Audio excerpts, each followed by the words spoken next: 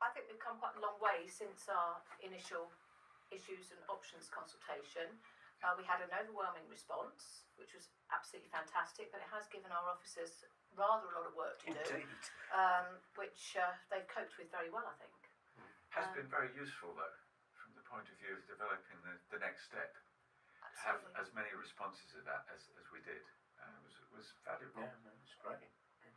It's very clear from the responses that there's a great deal of support for defending the green belt and not developing on that. So one of the things I think it's very important that we hold in mind and we discuss is the lengths to which we've gone to conserve and preserve our green belt in line with the wishes of that consultation response. I must admit, I think that it's quite a difficult scenario to get over, that we're looking at potentially developing part of the green belt to actually protect the rest of it. I think that's right, and one of the key points that we need to bear in mind is that we're required by government to have a new local plan in place by early 2017, and it's a local plan that provides that protection because it says where developers may build and where development is prohibited. So our overriding concern is to make sure that we produce a plan which can be used to inform planning application decisions through 2017. The absence of an up-to-date plan is a real risk for both districts. The other piece about the process, of course, is that it has to be very strongly evidence-based. So we spend a lot of effort and a lot of time preparing a lot of very detailed technical documents that nevertheless support the whole of the development of the plan. And that will stand us in good stead as we go forward. For sure. So as an example, step 1 of the Greenbelt assessment looked at all of the Greenbelt across the whole of the 2 districts and assessed them against criteria to see the degree to which they met the 5 principles of Greenbelt and why it's there in the first place. And in fact, that assessment was used, the criteria were used by the whole of Buckinghamshire, which is particularly pertinent because we are looking to, under the duty to cooperate, to ask Aylesbury to take some of our unmet need, and so we therefore have to prove, using exactly the same criteria, that the green belt that we are not able to release is absolutely performing its functions and should remain so for the future. I think that's a very good point because the good people of Aylesbury aren't going to be willing just to build extra housing for us if they don't feel we've robustly challenged ourselves. So I think it's absolutely critical, as Nick says, that we've worked to the same methodology as the other authorities in Buckinghamshire. We've worked as a team on that, and that we can stoutly defend the work that we've done and the situation we're at this stage. That's right. I mean, when we consider what's going on, it's clear that we're considering 15 sites for potential development out of 420 sites in the Greenbelt that were assessed and tested. And it's only those that are performing most weakly which are coming forward into this preferred options process. It's a requirement that Aylesbury have, that they need to ensure, we have to demonstrate that we've rigorously tested all of our parcels of land across the 2 districts before they're prepared to consider accepting any of our unmet need. And the way things are going, it's not certain yet, but the conversations that are taking place between us and Aylesbury Vale under the duty to cooperate look as though Aylesbury Vale will be taking 5,800 of our unmet housing need, which is a significant contribution to protect our green belt in Chiltern and South Bucks. And I think this consultation that we're embarking upon now on these 15 areas, it should be absolutely clear. First of all, we don't actually statutorily have to do this consultation anyway, but we've chosen to do it because we really value the input that we got, well, certainly from the previous consultation, and we're hoping to get far more valuable input on these particular options now. But this is certainly by no means a done deal. And not only are we looking at the input from the consultation, we're also looking at our officers doing more work on sort of drilling down on these areas to actually see whether these are viable. Absolutely, I think that's critical. One of the words that we hear constantly from residents expressing concern is infrastructure. So whilst not everybody wants extra housing development, if that has to come, people view it as absolutely critical that they get the right infrastructure to support those developments, and that hasn't always been the case in the past. So part of the robust assessment that we will be doing is to look at the infrastructure delivery for those sites. I think that's absolutely crucial. I think the other thing that's worth remembering is that as we go into this consultation, no decisions have yet been made. We're looking for people to respond to the suggestions that we're bringing forward. We want to hear from people, and we'd like to get their views. I think one of the key things to do to get the most in this consultation is to take a look at the plans and maps that are on display in the exhibitions and drop-ins. Talk to the officers to understand the criteria about how those parcels of land have been identified, and understand the considerations that apply when assessing the quality of greenbelt land and its suitability for development. If you disagree, then please respond through the consultation. There are ways of doing that, and you can get that information on the website and from officers here at the consultation today.